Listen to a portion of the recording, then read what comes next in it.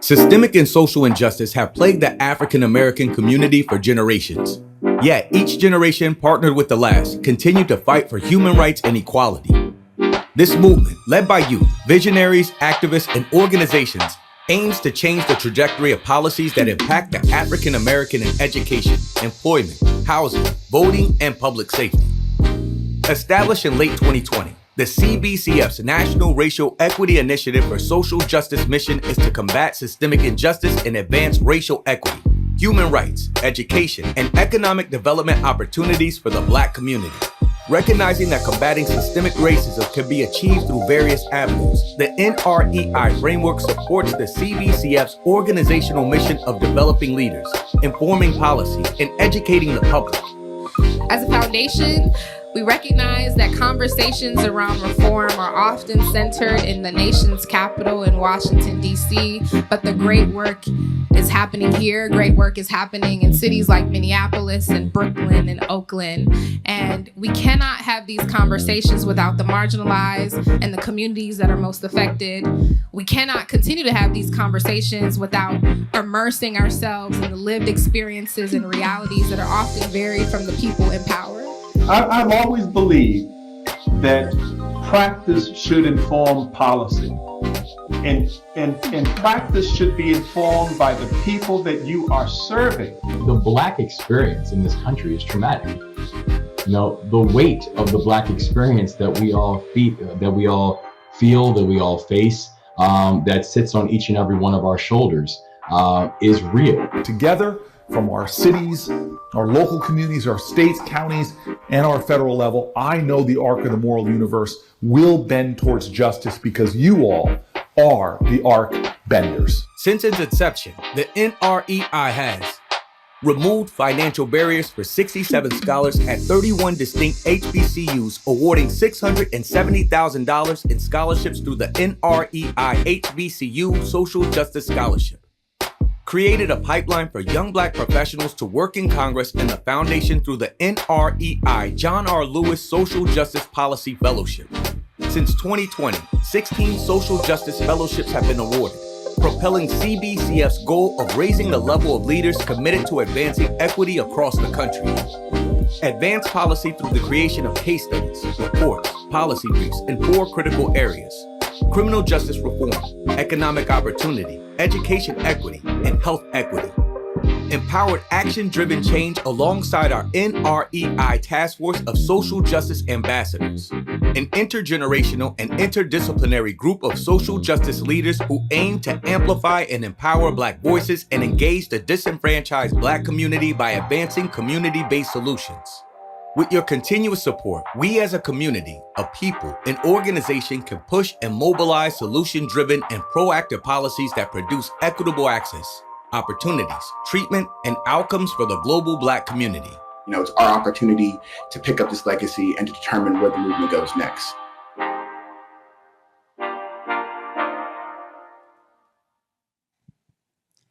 Please welcome to the stage Dr. Jonathan Cox, Vice President of the Center for Policy Analysis and Research, the Congressional Black Caucus Foundation. Thank you. Good afternoon, everybody. Thank you. I love that energy. We're at the end of the day. This is great. So as was said, my name is Dr. Jonathan Cox, and I am the Vice President for our Center for Policy Analysis and Research at the Congressional Black Caucus Foundation. And it is a privilege to welcome you to what is actually the last session for the CBCF at this year's 53rd Annual Legislative Conference. Now, each September, the CBCF provides this critical platform to engage in meaningful discussions about the challenges and opportunities that face Black Americans and the global Black community. Now, as the largest public policy conference in the nation that focuses on issues that are specific to Black communities, ALC is a place for forward-thinking ideas, innovation, and most importantly, action. Our theme for this year's conference, From Vision to Victory, Amplifying Black Voices, is a powerful reminder of the continued need to uplift and center the voices of Black people. History shows us that when Black Americans succeed, our entire nation benefits, whether that's through social and economic empowerment, the advancement of civil rights, or the upholding of the very ideals of democracy.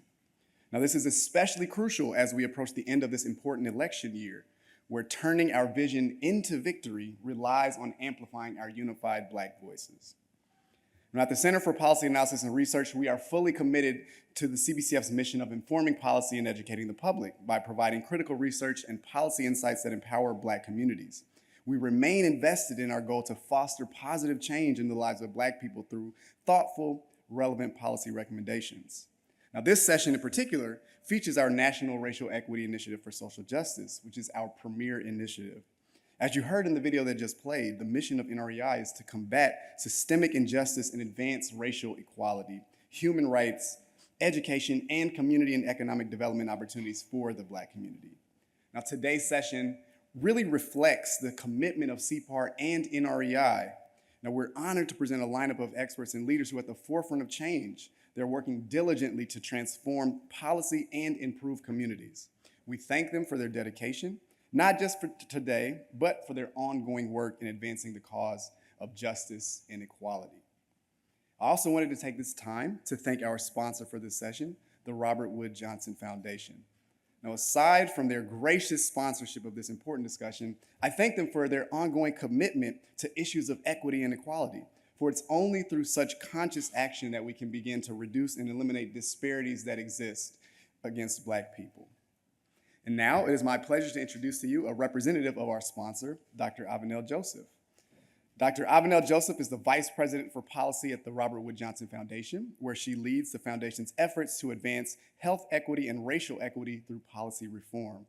Growing up in Queens, New York, Avenel witnessed the impact of systemic barriers on health outcomes, which inspired her to dedicate her career to breaking down these obstacles through effective policy solutions.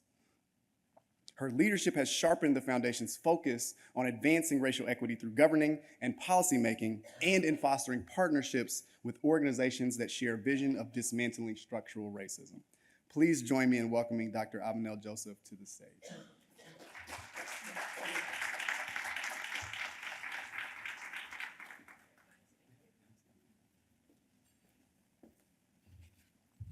Thanks so much, Dr. Cox. I'm so excited to be here with you today. Good afternoon again, and welcome. You're in for quite a dynamic panel.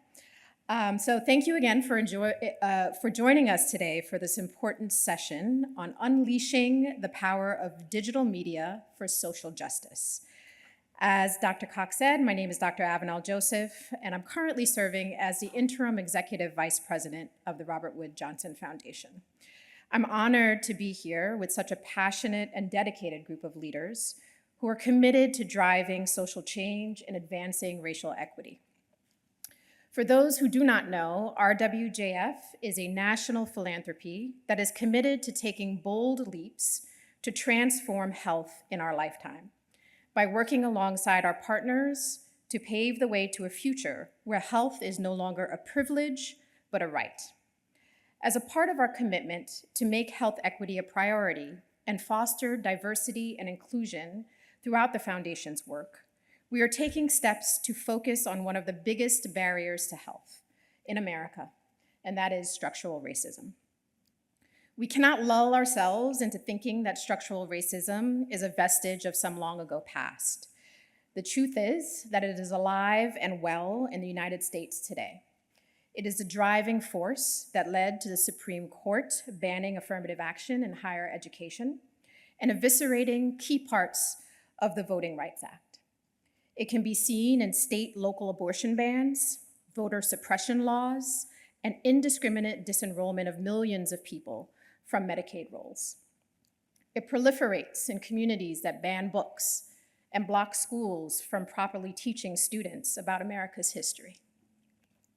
I think we can all agree we are in a seminal moment in the battle to recognize and dismantle structural racism in the United States precisely because there are forces at work actively trying to cement it. That's exactly why our work in this digital era is more crucial than ever. By harnessing the power of social media, we can reach broader audiences to promote narratives of inclusiveness, while pushing against those narratives that promote scarcity and deservingness.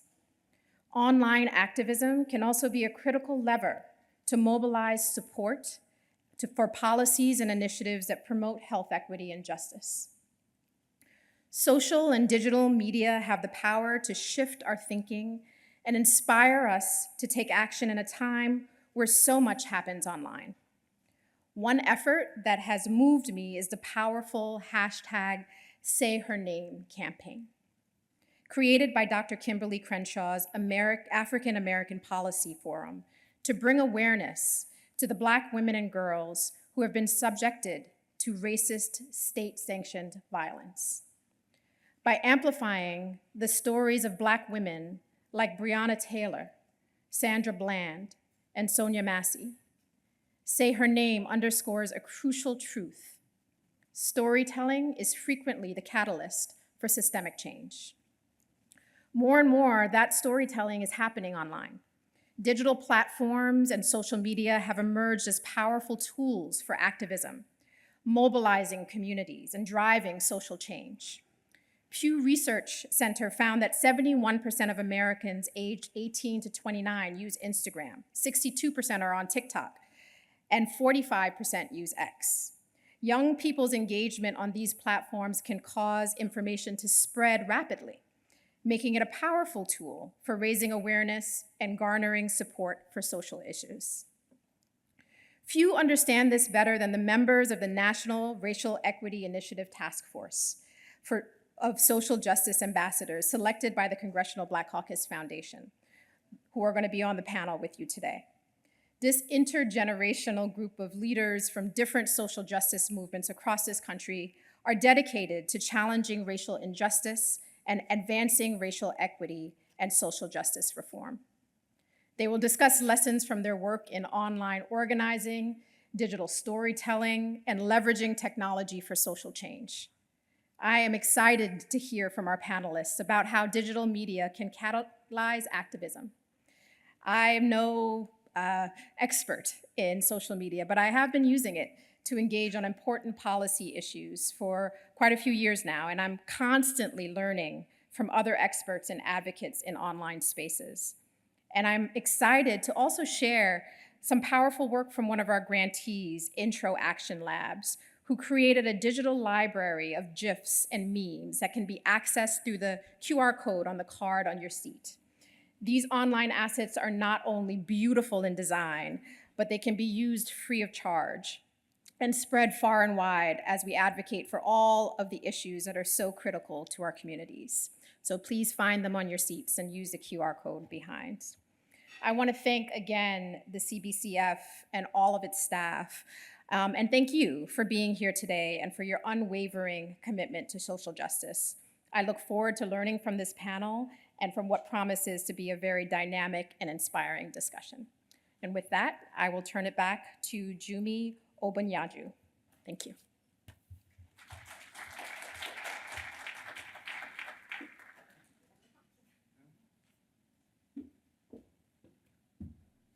So Dr. Joseph, it seems I owe you an apology because it sounds like you got upgraded in your position since last we spoke. So we got to put that respect on that executive president that title.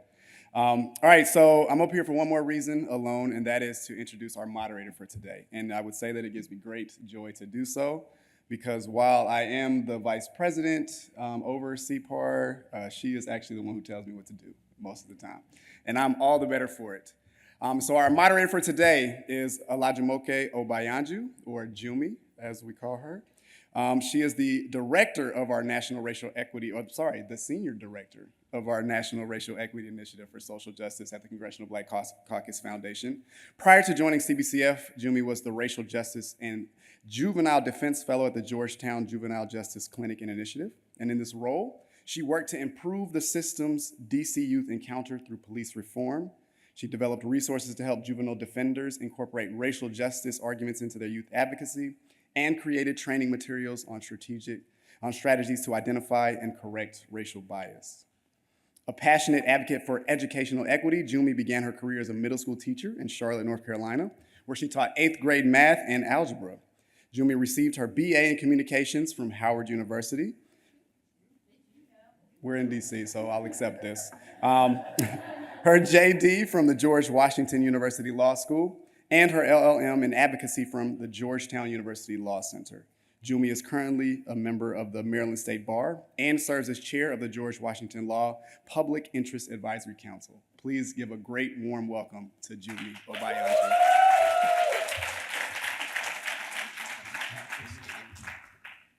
All right, are y'all ready to get this party started?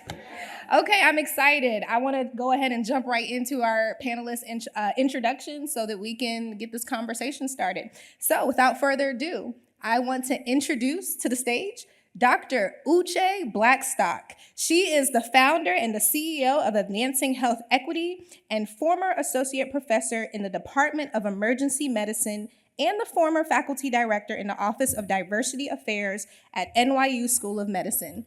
In 2019, Dr. Blackstock founded AHE with the mission of partnering with healthcare organizations to dismantle racism in healthcare and to close the gap in racial health inequities.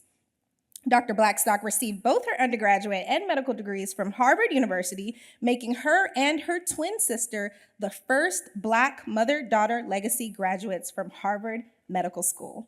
Dr. Blackstock's memoir, Legacy, A Black Physician Reckons with Racism in Medicine, was published in January of 2024 and became an instant New York Times bestseller and is available for sale after this session. So please help me welcome Dr. Uche Blackstock. Thank you. Darrell Booker is a visionary servant leader known for his role as a disruptive technologist and tireless champion of global nonprofit initiatives. He stands at the helm of one of Microsoft's most ambitious philanthropic endeavors, the Nonprofit Tech Acceleration for African American Communities. With a career deeply rooted in technology and corporate philanthropy, Darrell's influence extends beyond the boardroom. He is the creative force behind part one of an impactful docuseries, Our America in Black, now streaming on Hulu. Darrell is deeply committed to the nonprofit sector, serving as chairman of the board for multiple organizations dedicated to affecting positive change. Please help me welcome Darrell Booker. Marley Dias is the purpose-driven founder of 1,000 Black Girl Books and author of Marley Dias Gets It Done, and So Can You. At 11 years old, Marley launched 1,000 Black Girl Books Drive in 2015. The campaign eclipsed its original goal after her story went viral and picked up by media outlets around the world. Marley has collected over 14,000 books to date, and she is also the executive producer of Bookmarks Celebrating Black Voices on Netflix.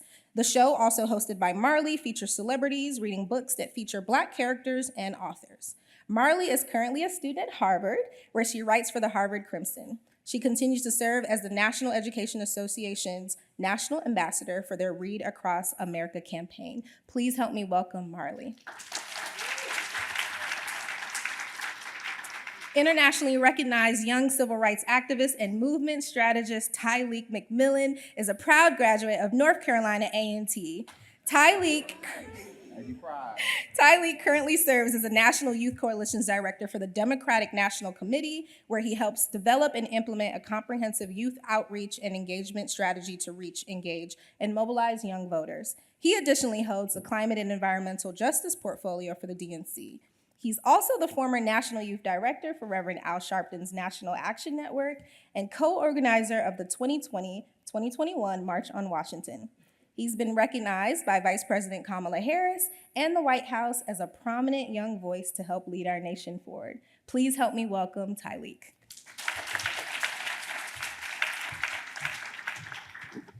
Okay, so please make sure your mics are on and they're working, and we're gonna go ahead and, everybody, okay. All right, so good afternoon. First, let me say thank you for joining us. Thank you for being in this room. Thank you for being interested in this topic, and I do hope that you leave with gems and leave inspired.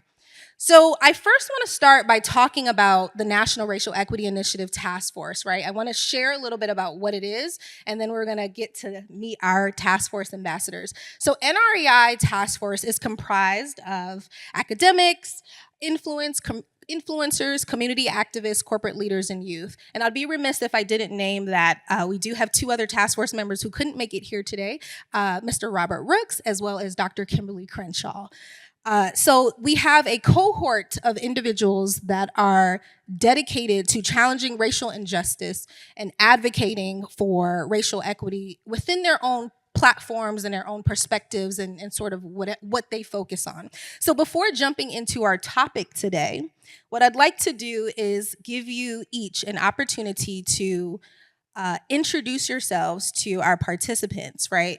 I always joke that sometimes when I talk to my mom, she really doesn't know what I do, you know? So that's what we're gonna do. I want to orient the audience. So in a nutshell, here's what I want you to do. And we're gonna start with Dr. Blackstock.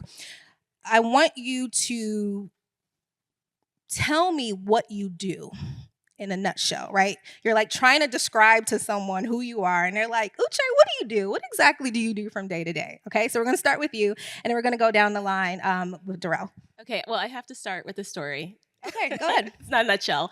So I am an emergency medicine physician by training. I was in academic medicine for a very long time before I left to start my own consulting firm. But in April of 2020, I was working in central Brooklyn, where I grew up, in an urgent care there. And as you may recall, we were the epicenter of the COVID pandemic. I remember probably seeing about 100 patients a day at that time, mostly with COVID symptoms in urgent care, many of them who had to go to the ER, and many of them patients of color, mostly. And I walked into a room with a young woman who was there with shortness of breath. It said she had been diagnosed with COVID a few weeks prior. And I walked into the room, and I was covered in head to toe in PPE, personal protective equipment. At the time, we didn't know a lot about COVID. And I walked into the room, and her head was in her hands.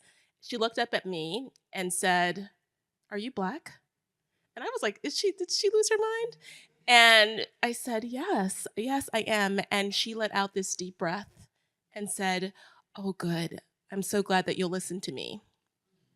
And so that was one of the many moments I've had with my patients, my Black patients, that have really re-instilled in me the importance of the work I do as a health equity advocate. So not only am I a physician, not only am I the founder of my own strategic consulting firm, but as a health equity advocate, my job is to make sure that our patients, our community members, never feel that way when they see a doctor walking into an exam room. And so I have used, and we'll get more into this, but I've used my social media platform on X/Twitter. I'm the Black physician with the largest media following. And I actually use that during the pandemic to communicate accurate and responsible information to our community members so they can make responsible decisions. And so in various aspects, whether it's writing my book Legacy, whether it's being on air as an MSNBC medical contributor, whether it's using my social media, I want to make sure that we are explaining to the public why in 2024 we see the horrible statistics around health equity that we do as it relates to Black people. I also want to make sure our policymakers understand what needs to be done to ensure that Black people can live the long, full lives that we deserve. Awesome, thank you. Darrell, who are you? What do you do?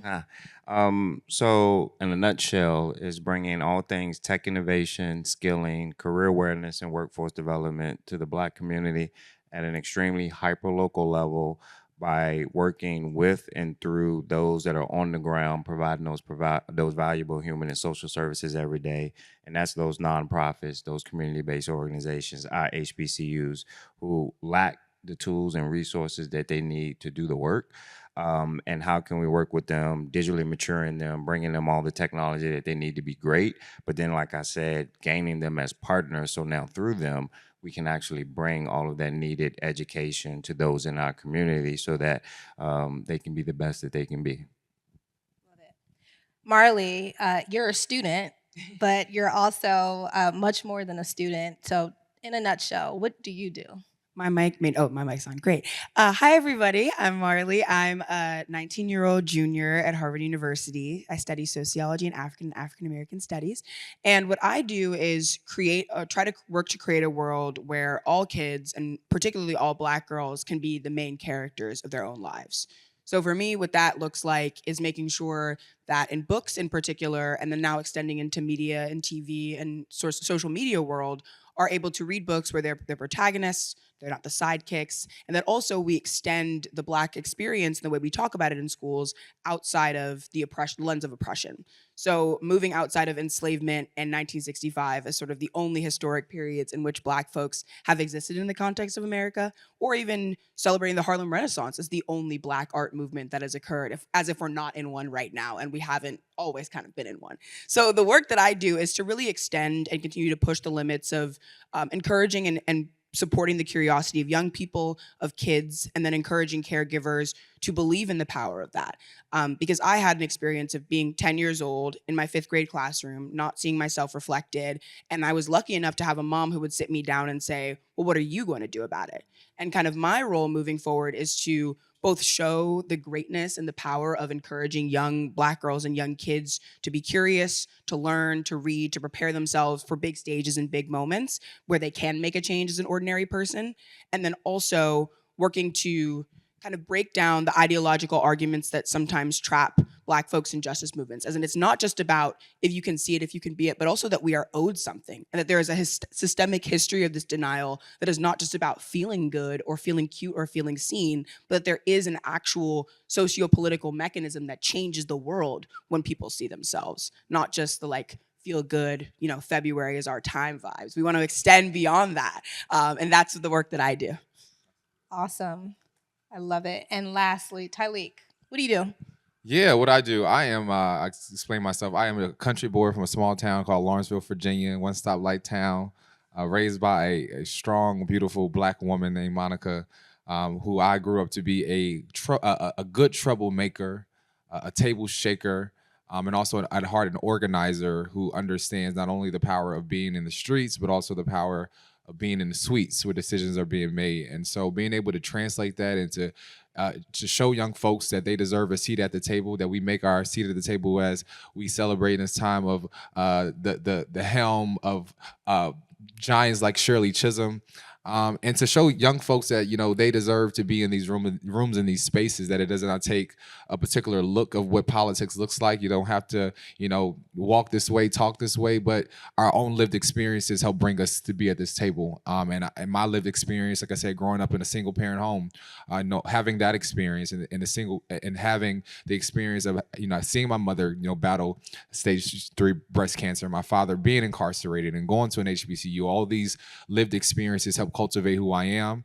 And I'm here to fight for, that next generation of young people to not have to experience, the traumas or the things that I've seen growing up. I think we all deserve to live in joy. We all deserve to live in peace, and we all deserve liberation at the end of the day. And as it was stated first, and sharing the message that, only America wins when Black people win. Right. When Black people win, America wins. And so we fight for the battles of that we face in this country. When we achieve that, that's when we can really achieve equity and equality and economic freedom. And so, at heart, a good troublemaker.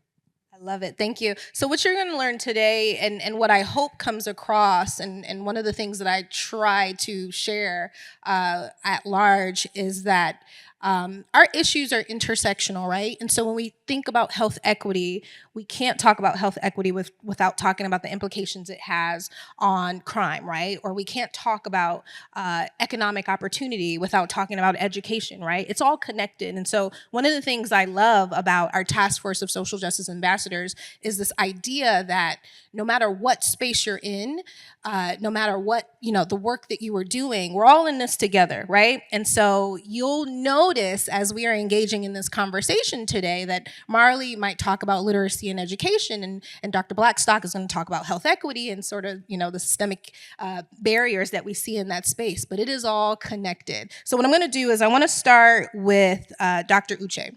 Tell me a little bit about what inspired you to launch Advancing Health Equity, and how do you define your organization's primary goals and mission? Sure. So I founded Advancing Health Equity actually from a space of where a lot of pain, actually, to be very honest with you.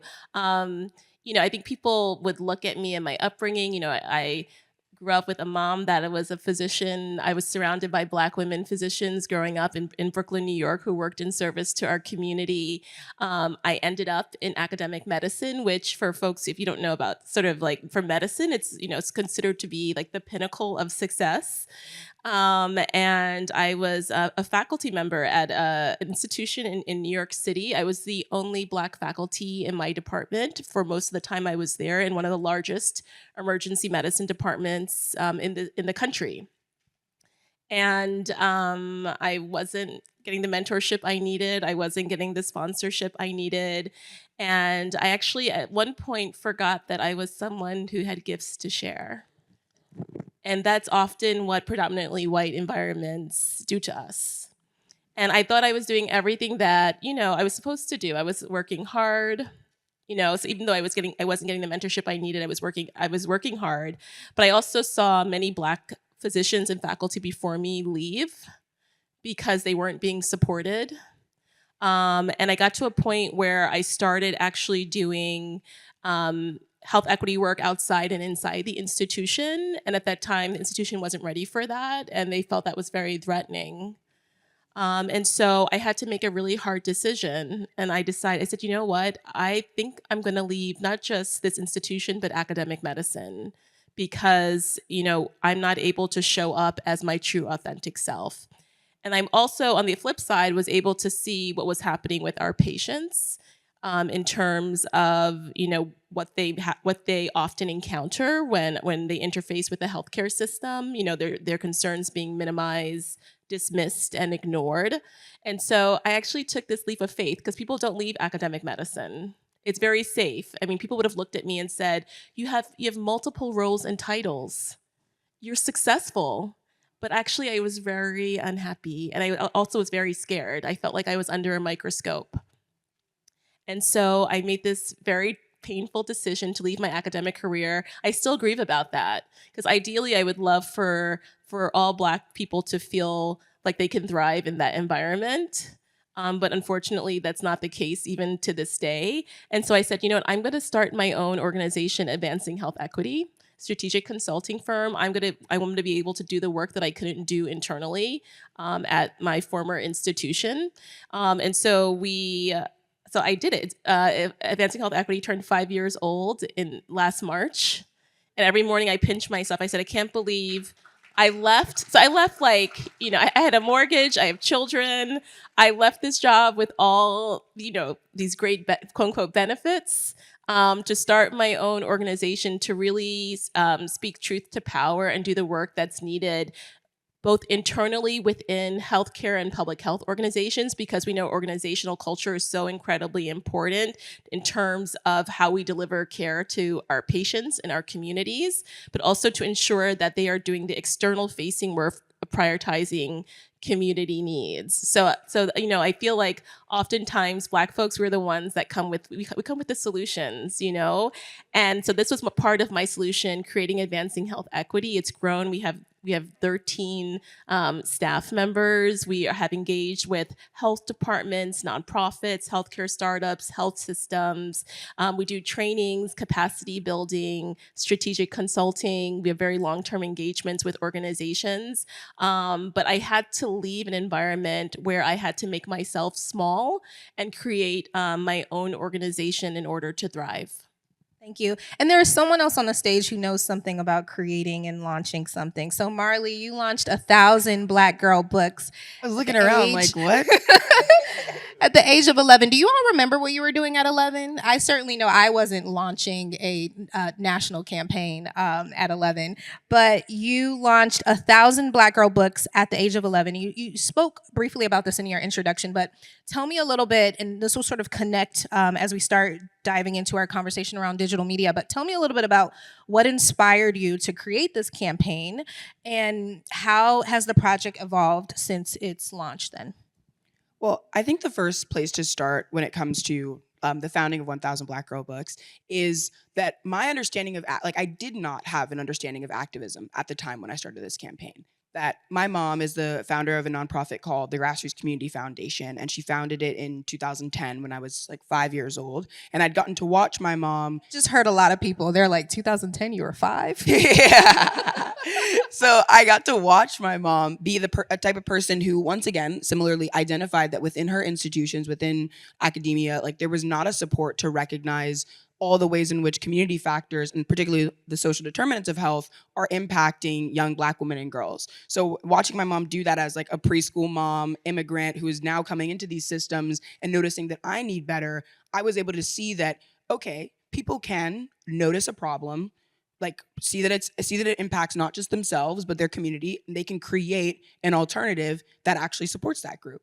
And it didn't seem like, I mean, obviously I watched her have many a dinner table, long Zoom conversation, or many a stressful night, and I'm sure there were many sacrifices, but just seeing the joy that she got from giving back to others made it very clear to me that it would always be a fundamental part of who I was going to be, or would always be something that was I was asked of me in relation to the problems and experiences I have as a person. So coming into that conversation with my mom, we were sitting in a diner in New Jersey eating pancakes. I'm telling her about me being sick and tired of reading about white boys and her dogs. It really is that question of her saying, what am I going to do, that extended it. So we started immediately doing the work of figuring out, okay, well, how many books about Black girls are published every year? Then how many of them make it into curriculums? Then how many of those curriculums make it into public schools? How many of those public schools have Black students? How many of those do not have Black students? And like breaking down those questions allowed me to kind of understand and embrace the community and more like systematic parts of the issue and of the lack of inclusion. So this beginning of 1,000 Black Girl Books was more of this, and it continues to be like, my case is that I don't really want young people to think that they need to be activists in the same level that folks might think of me or Greta Thunberg or Malala. It's that instead there's this really beautiful human capacity to empathize, to care, and to do more, and to kind of be able to use digital platforms and my experience as a way of showing the benefits and the joy of giving back as an opportunity to present your best self. So like all the work I've gotten to do, all of the books I've donated, authoring my own with Scholastic, or working on bookmarks in 2020, or working with the NEA, all of these opportunities just continue to show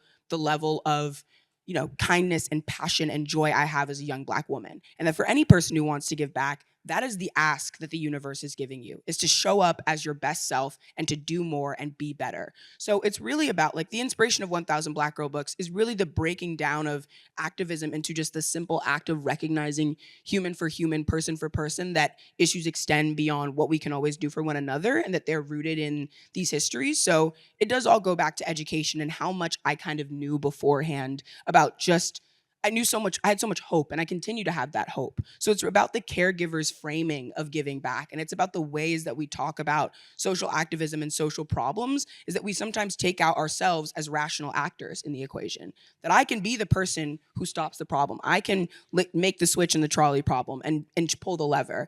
And I've always been in communities that have framed it to me that way. So the work I do is just continue to extend that mindset and that ideology to other caregivers, and to let them know that, you were once a young person too, and to reinvigorate that kind of joy and that how easy it can be to see another person and to do something good for them. Love it. Please give her a round of applause. Thank you.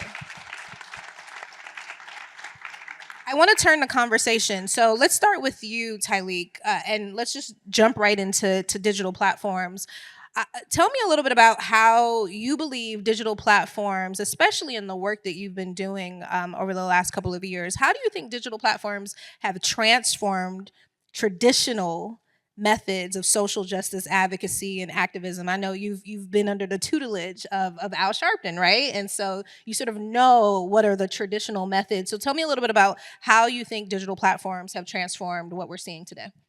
Yeah, definitely. I think there's always that main aspect that we meet people on the ground and at their doors. But I think we have seen a transition to how folks get their information from.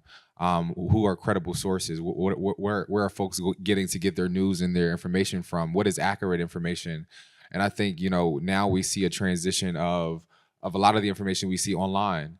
And so being able to also understand the times that we live in, and also being able to utilize those platforms to bring in folks to be educated on a lot of these things. Because I mean, it's very clear, you know, as traveling and talking to a lot of young folks, some folks just don't know because they're not finding the resources to learn the information. And so being able to share that information, being able to you know, highlight credible folks has been keen.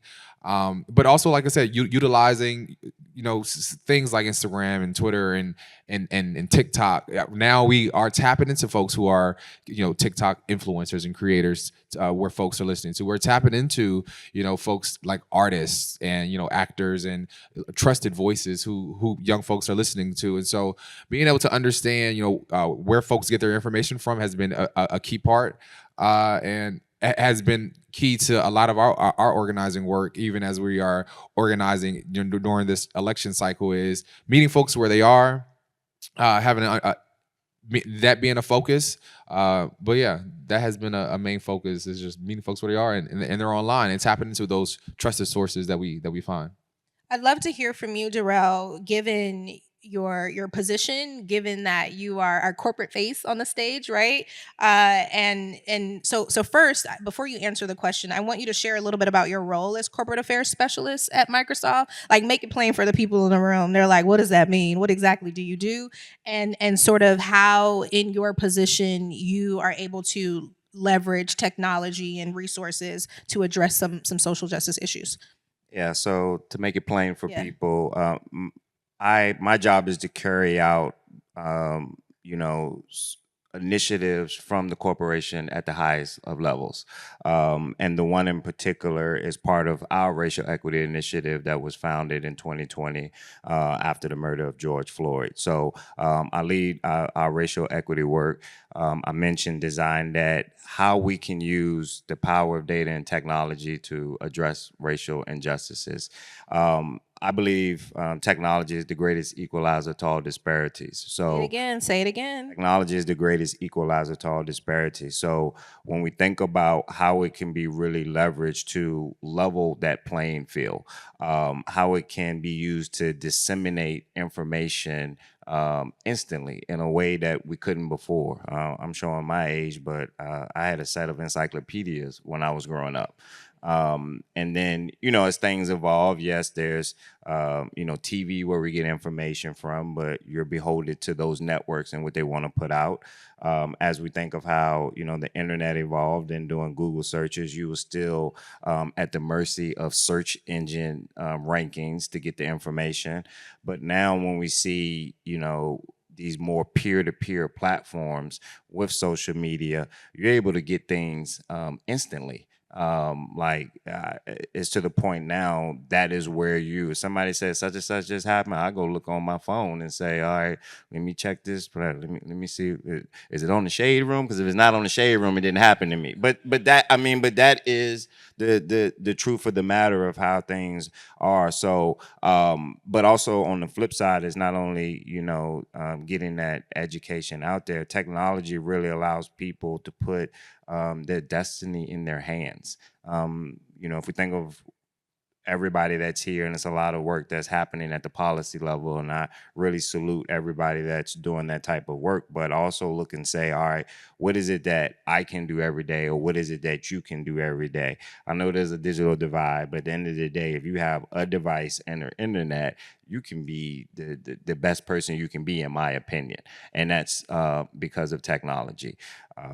You know, I was in another a panel last week, and we got a little bit of an argument around capital within the Black community, and, you know, VC companies not pouring into, you know, entrepreneurs at the same rate. And I agree, they're not, they need to, but I also say, all right, what is it that we need to do better?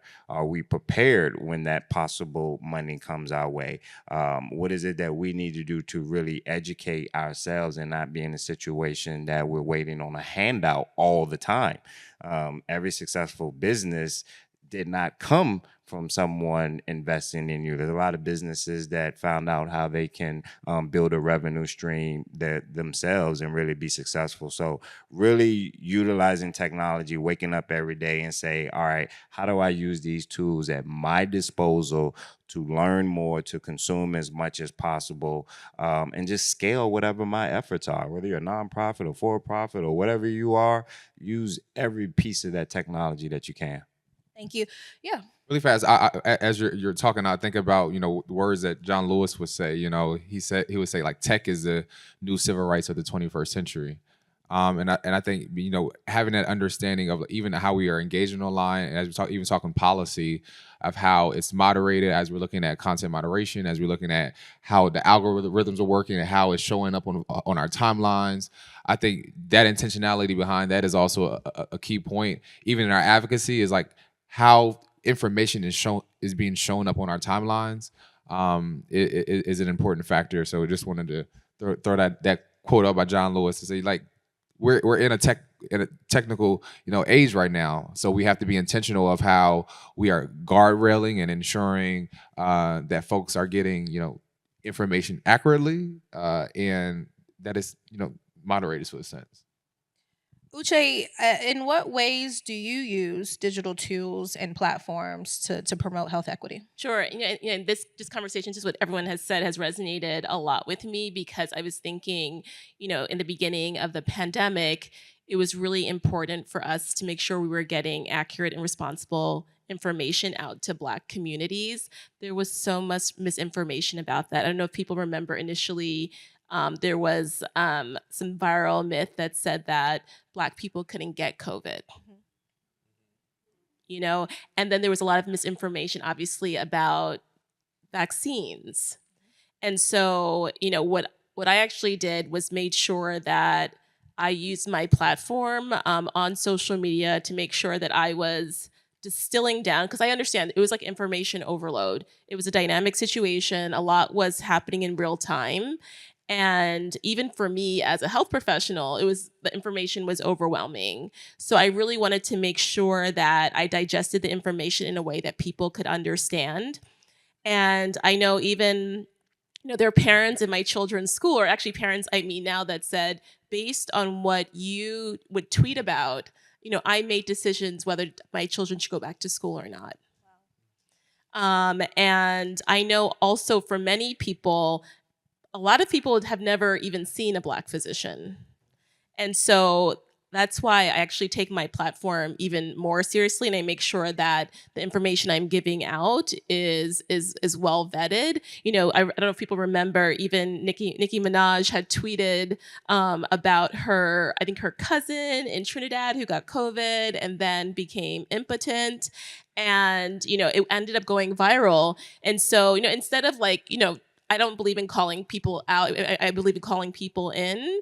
I retweeted it, made sure that I put, like, you know, all of the research references, that this is not accurate information. And then actually my twin sister, Oni, who's also a doctor, and we actually penned an op-ed in the Washington Post about, to Nikki, just about the importance of, you know, using our positions of influence to make sure that we are disseminating accurate and responsible information. And I felt like, especially for our communities, what was being you know, shown on social media really was a matter of life and death, because the fact is that our communities were disproportionately at risk because our communities because of systemic racism, our communities carry a higher burden of chronic disease. We're more likely to live in multi-generational housing. We're less likely to have healthcare services, quality ones, in our neighborhoods. So we were actually more likely and we're more likely to be essential and service workers. So we were more likely to be infected, hospitalized, and die from COVID-19. But people did not have that information. So I made sure that I actually used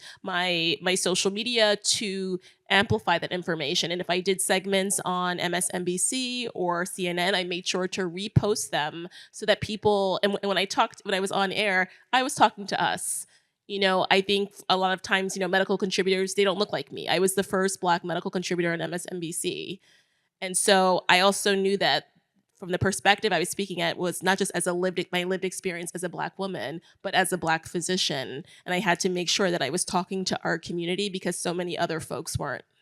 Dr. Blackstock, you talk about the importance of sort of recognizing the influence you have, recognizing the platform you have. And I will say collectively, our task force members, I mean, you all have a reach of over 500,000 people, right? And so I can imagine there are people in this room that are like, I mean, I have like 500 followers, or, you know, I have like 1,000. I keep it cute, right? Like, I don't have many. But I think I think one of the things that you mentioned, you talked about like someone saying, you know, thinking about their decision to send their child back to school based off of what you tweet. I recognize, but I still have followers, and I do still have people who are interested in the content that I post and interested in what I share. And so I think that applies to people in this room, right? You still have followers. And so can you talk a little bit about, especially as we're thinking about digital media for social justice and social change, can you talk a little bit, and we'll start with, I'd love to start with Marley, talk a little bit about perhaps like the sensitivity around what we share, what we post, what we say, why it's important as we're thinking through the issues that loom around today. Let's start with you, Marley. Yeah, I think it is really, really important. And I've been on social media since I was 10 years old, like whether with parent like supervision on the account or not. So I've had to be making these decisions about like the way that I show up online for a long time. And I think an important part of what we have to do when we navigate social media is first, like when I'm online, I don't really talk about my takes or my opinions or like I don't ever really try to personally call people out or even sometimes call them in for me. As like a 19-year-old, it's like, what place do I have? So for young people on the internet, it can be it's very important to use it as a platform. I mean, it's a platform designed for consumption, first of all. So you can obviously take it in as you please and enjoy the things that make you happy. But it's really also important to remember that like, I love social media and its platforms, but it wasn't designed to create a more equitable world. It wasn't designed in my mind as the great equalizer.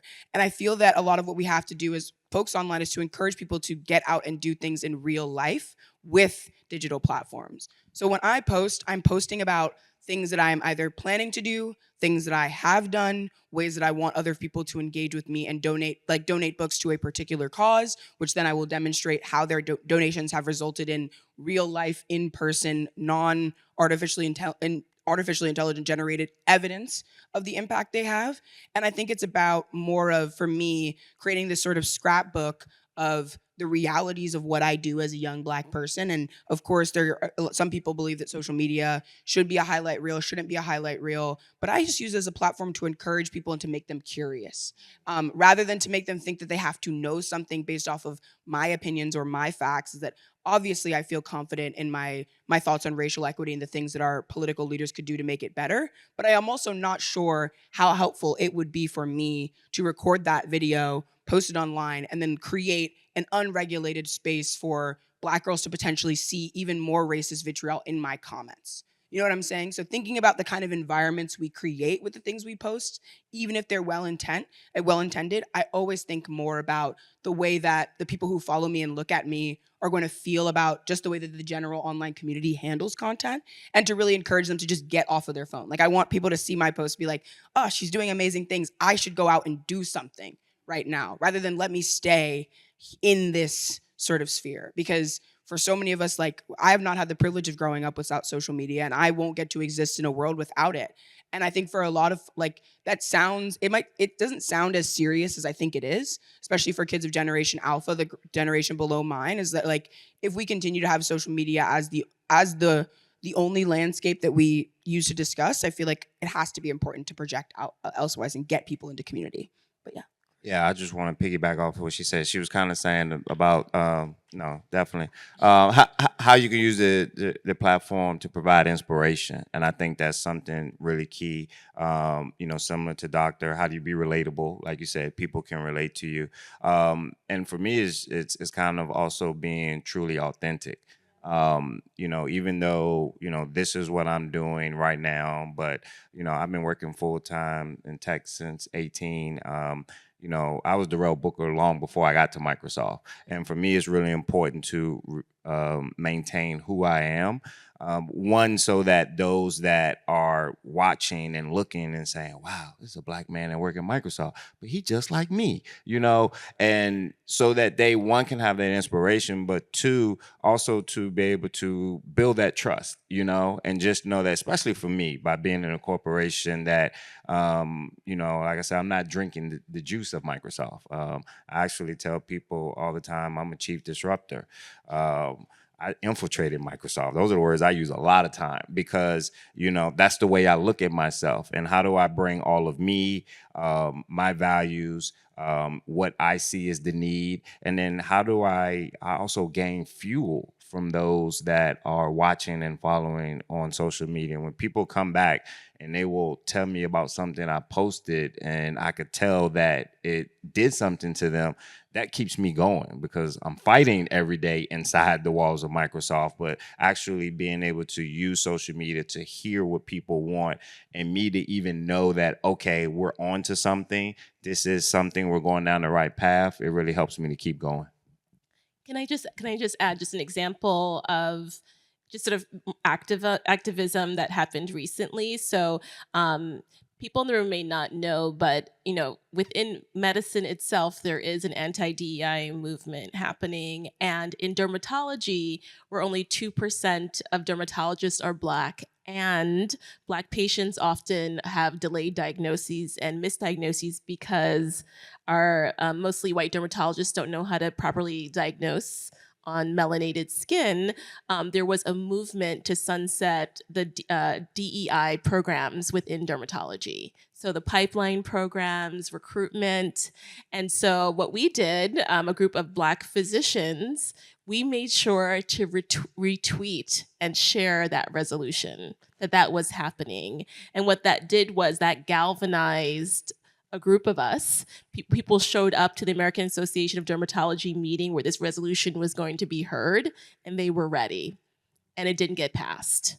And so there's just different ways. Thank you. But I also feel, for me, that's the obligation of I'm not a dermatologist, but I'm a Black physician and I'm a Black patient. So I knew the importance of that. So I was going to make sure that I used my platform to make sure everyone knew that this was happening. My sister made sure she used her platform. We helped our dermatology colleagues out because we knew what the impact of sunsetting those DEI programs was going to have on our Black patients. So Tyleek, we've got something happening in 50 plus days. And I know that you've worked in various roles that are related to youth advocacy and political engagement. So we also know that in the past, many young people have felt disconnected from the political process. So tell me a little bit about how the work that you're doing right now, how it addresses this disengagement, and how you are working to make the political system more accessible through social media and your digital tools. Yeah, definitely. That's a really great question. And so we fight this battle of young folks feeling like they don't deserve to be in these spaces or they don't have room in this space. And so I think even going back to your question before, I try to live my life in as authentic as possible online. The social media is lit, y'all. Let me say, one day I could be at brunch, the next day I could be on the news. I'm just saying, there's a balance to it. And clap for that. Actually, there's a balance. You have to learn your balance. You have to learn your balance, and so. To know that you have space and you deserve to be in this space. And like I said before, it is your lived experience that already validates you to be here. And so I want to share that message. But I think over the next course, as we're gearing up towards November, and as we're getting young folks to the polls, first want to say over 41 million eligible voters between Gen Z and millennials are eligible to vote. Can you imagine the power that young people have to change the trajectory of how we see this country? And so I think we have so much power, but we have to tap into that power. And I think a lot what I see is the educational piece. A lot of folks aren't just educated. Civics 101. We got a Civics 101 back to it of how the government operates, how things are passed. How do we move from organizing in the streets to then legislating to make structural change. And so, but also, how do we draw it back to people's lived experience and say, how does it directly impact you? You're talking about health. We're talking about what law has passed in the state legislature or in Congress, or what executive order is being put in place. What are the agendas of these members? What are they doing? And so, educating folks, meeting them where they are, is a big aspect of this work. And then of course, being able to invest in these establishments and in these structures, being able to invest in community organizers who are on the ground doing the work, being able to uplift community leaders who are in communities, actually talking with folks, talking with young people, and being creative in our approach. I think is one thing to just to post about it, or but how are we showing up where they are? As I said before, being able to show up on the TikToks, or being able to show up at the brunches, or being able to show up at these different events where young people are, the music festivals, has to be the way of how we're reaching them. And so being creative, educating them, and being important, education being a main piece. But I would definitely highlight some of those things as well. Yeah, I absolutely have to piggyback off of that, because I think civic education is so important for young people, and it's also a very complicated thing, because when you realize and learn about the way that this place, they don't want to see me shine, but when you learn about the United States political system for the first time, and let's say you're a college student like me, and you're finally understanding the ways in which the Electoral College or the two-party system or Congress are actually not set up to support young Black and brown people, we as folks who already know these truths have to do the work to immediately reinstill hope as soon as young people learn these truths. Because I think that sometimes we put a lot of focus on educating people on how America works, but is that really a fun thing to learn, y'all? It's like, really do people not. it's a very important thing to learn, but it also has to be equally combated with then, okay, hey, we've existed under a system that has legislatively been built to oppress Black people. There is no ifs, ands, or buts about this. But let's look at the thousands, if not millions, of examples of people, ordinary people, who created change and one by one made each of these things a little bit better. That's the thing about the digital space, and what I really tried to do that I think I always want to speak up, especially in a room like this, about, is that we have to do the hope work on the other side of the education work. And in relation to health, I'm sure you have many things to say about this, Dr. Blackstock. It's when you learn about the health discrepancies of Black and brown people, and especially young Black women like me learning about maternity rates and thinking about starting a family, is that what can we do to show the things that Elaine Welteroth is doing to help that, or the funds that are happening for Black maternal care, is that we have to complement the sort of more pessimistic but the truths of what is happening in the United States with the examples of everyday folks who have continued to combat those things. Infiltrate, like you said. Yeah, that have infiltrated. To be in these spaces. As I said before, I'm a community organizer. I'm a disruptor at heart. And so, to be honest with y'all, being at the DNC has been an experience for me, because I'm used to being an activist. I'm used to being just saying whatever I need to say in the moment. And so as I think of it, in my role, being there is to be a disruptor, to shake up the systems that are already there, and to how we can change those things. Because as I said before, it's easy to say, it's easy to say to the party, or to say to members, I think we should do X, Y, and Z, or to say it, from outside. But if I'm at the table to say, this policy needs to change, these organizers are asking for this, these community members are asking for this, I don't think this system of how you're reaching young folks are working.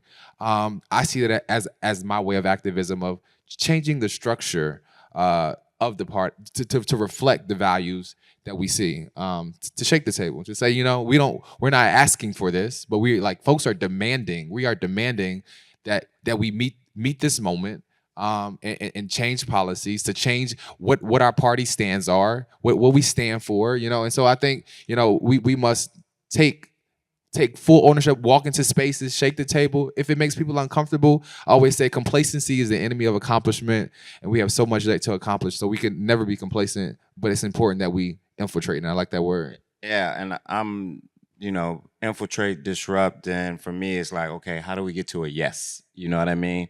And this was some of the stuff I was fighting 4 years ago, and just to set the record, very similar to the numbers she gave.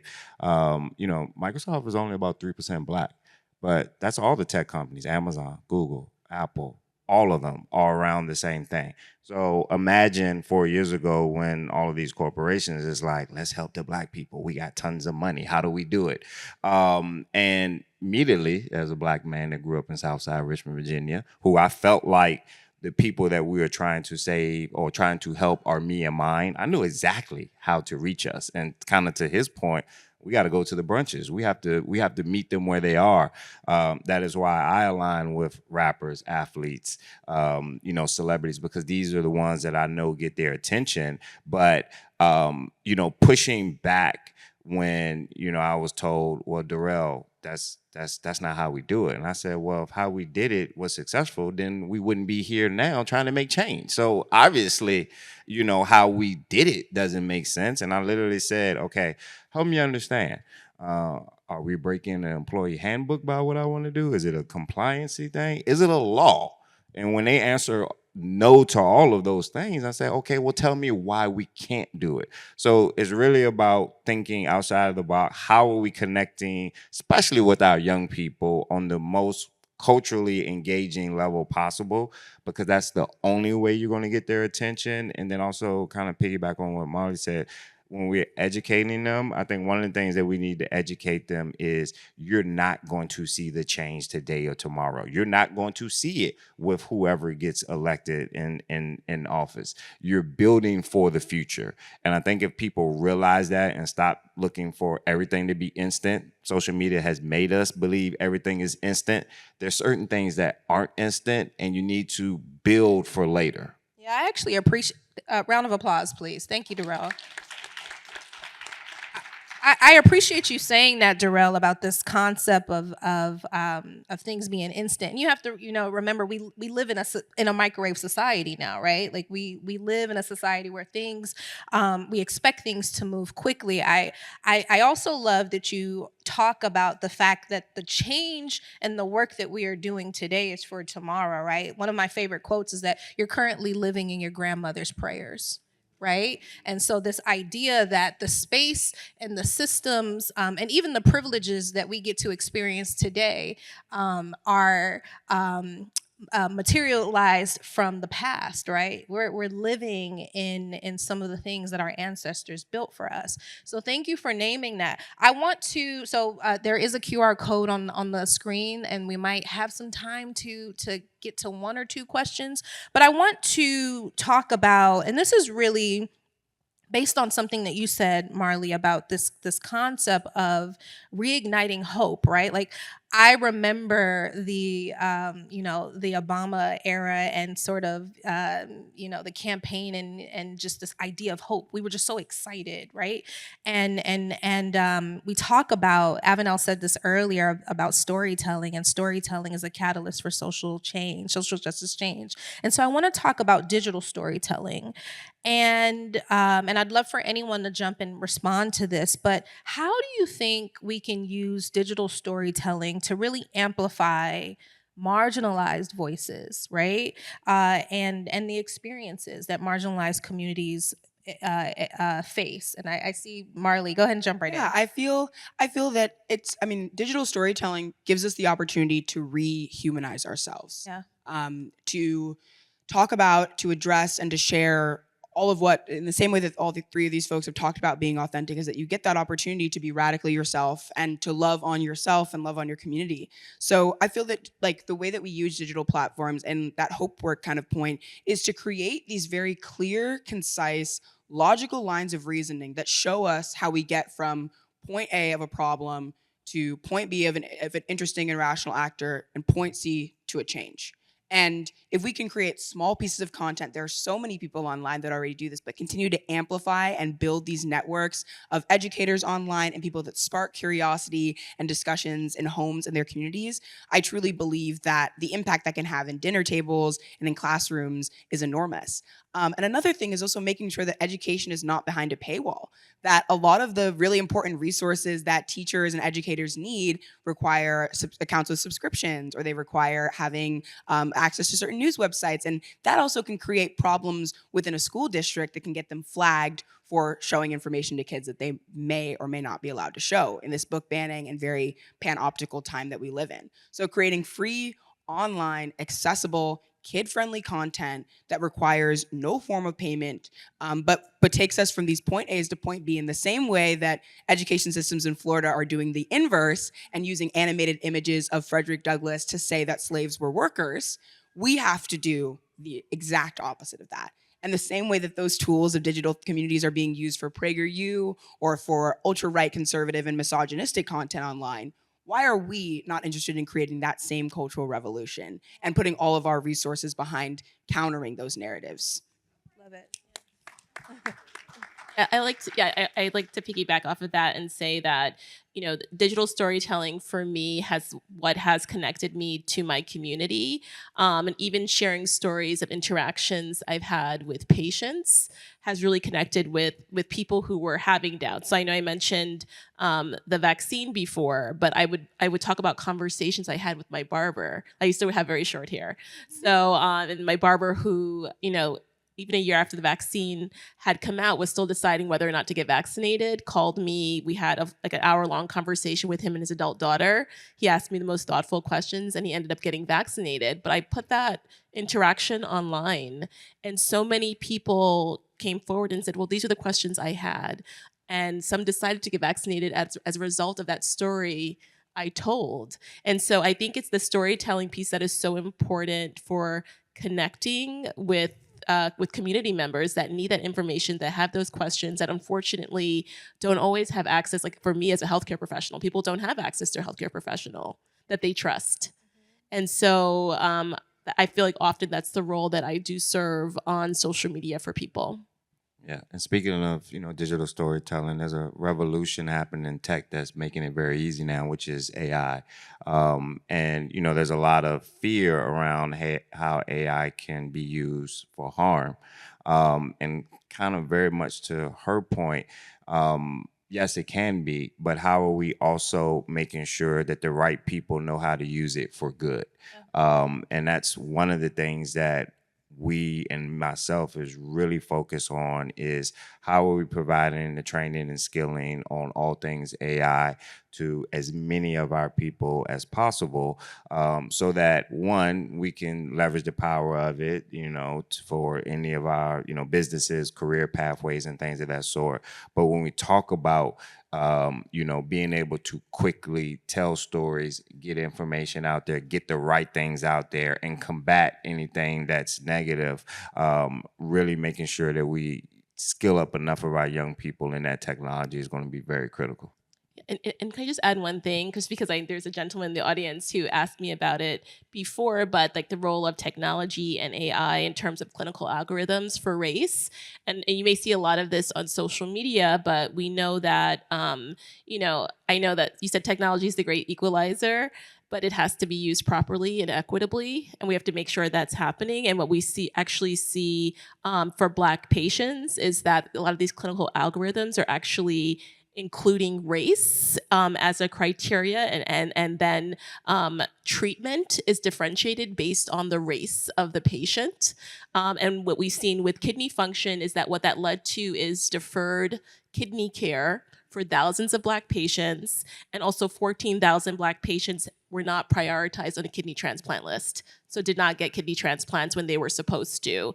And just so you know, that it was because of digital activism that from Black physicians and nephrologists that the National Kidney Foundation and the large professional society of kidney doctors actually went back and said, no, we can't use this race factor in determining kidney function, but it's because it's providing differential outcomes. So we have to really think about how we're using technology, because actually we know that technology can actually end up harming us even more. There are systemic inequities that can be reinforced through these algorithms. That's why we have to make sure that we have people that are developing the software that understands how systemic racism works.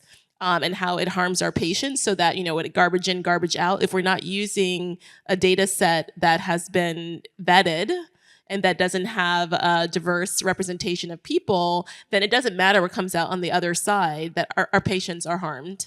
She is 1,000% correct, y'all. 1,000%. And if you look at how do we, overcome that, it is making sure that there's enough of us that are the nerds on the other side, creating those models and those algorithms. So she is explaining the current problem, and it's a detriment to, like she said, we're not able to use technology in certain areas because of those biases are there.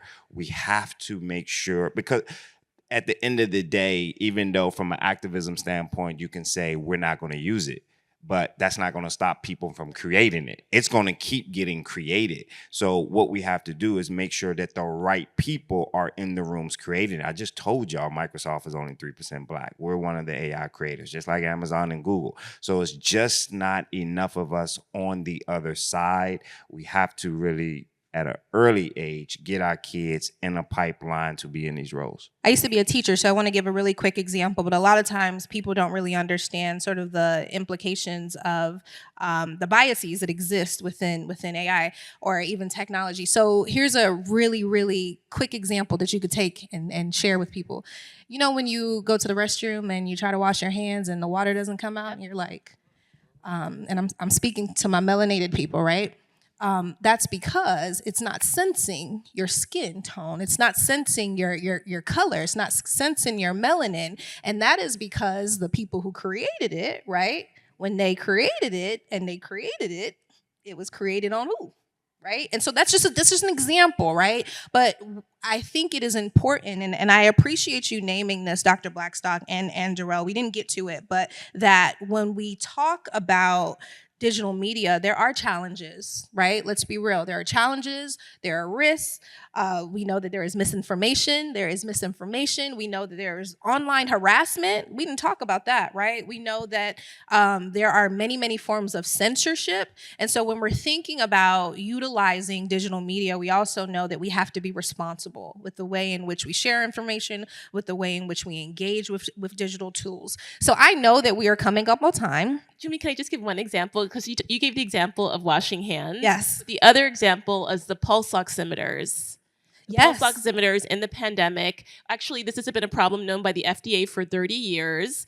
But those pulse oximeters that measure your oxygen level were never tested on darker skinned patients. And we found out during the pandemic that it inaccurately measured oxygen levels, so that there were patients who died because they did not qualify for certain COVID treatments. And again, by the way, it was digital activism that made the FDA reevaluate that issue again, and that actually improved the knowledge of health professionals that none of us knew those pulse oximeters didn't work for dark skin. Love it. Oh, not just washing hands, but even more serious issues too. Thank you for that. So I know that we're coming up on time. So this is what I want to do. I love to end with strategies and solutions. I think that often when we have these conversations, we focus a lot on the issues, but we never talk about solutions. So this is how we're going to end off. I'm going to ask a question, and very briefly, I'd love to get a response from each of you as we close out today. So digital platforms, they're great for organizing and spreading information, but I do believe that they have their limits because it's simply digital, right? So I would love to end today's conversation with having each of you share with me how activists, how organizers, how regular people can utilize their online efforts to translate into real world impact, right? And so there's a lot of work that's happening online, and people are retweeting and sharing and reposting. But if you could give advice or one tangible gem to leave with the audience, how can we change what we're seeing online and translate it to real world impact? And we can start with whoever feels comfortable responding.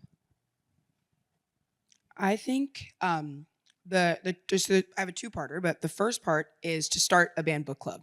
Everybody here should start a banned book club and should really do some personal research to think about and understand what is happening across our country. You guys are not a part of Generation Alpha, but they will be your doctors and your lawyers and your caretakers when you are old, and they do not know anything about American history in a lot of parts of the world, and they will irritate you as soon as they are into the workforce. So please do the work to make your own lives better and to make an intergenerational America stronger by being the vehicle for kids and adults to read together about experiences that we don't know. And then kind of this other part of that is that as Black people who have seen in many ways, and on a global and in a very particular American way, how dangerous racial oppression is and how dangerous it is to ignore and to not be an ally to other groups that are oppressed, we are in a moment where Black folks are not alone in this war in the world right now. We are not alone in seeing our own harm online and on digital spaces. And in the same way that we stand up for Black people, I would say continue to exercise that same level of empathy and ideology for Palestinian folks. And consider how, looking back on this moment, the work you are doing to stand up for them may not translate to the work that you are doing to stand up for Black folks. So be equal in both of your rage for your own community and for others that are going through the same moment and have been. Yeah. Yes. Can I say that I know for me, I want to push people to get off digital media sometimes, right? And I know in terms of health equity, it can seem so overwhelming. People are like, well, what can I do? One thing I like to tell people that health is not just good health. It's not just about access to healthcare. We know, as Marley mentioned, the social determinants of health are very important: employment, education, transportation. I want people to figure out what's happening hyper-locally in their neighborhoods. Like, a lot of the community-based solutions for the racial health inequities we see are actually within our communities. So how can you either volunteer, donate, help amplify the work that they're doing? Like, for example, in my book, I write about the Roots Birthing Center based in Minneapolis, which Minneapolis has some of the worst racial health inequities in the country, but they have a birthing center that was founded by a Black midwife with the goal of providing dignified, respectful care to Black birthing people, and they have seen improved outcomes in terms of preterm deliveries and maternal complications. So look hyper-locally, see what is happening in your neighborhood, how can you help out, because yes, there's only so much we can do in social media, but we actually need to be in person helping and supporting our community members. Thank you. Totally want to piggyback off what she's saying. Hyperlocal, that is where the work is happening. The program I lead, we're supporting over 3,000 nonprofits spread around 1,800 communities in this country. And to be honest with y'all, that was scratching the surface of the data that I pulled of the 25 to 50,000 organizations doing the work in some of the Black communities most in need.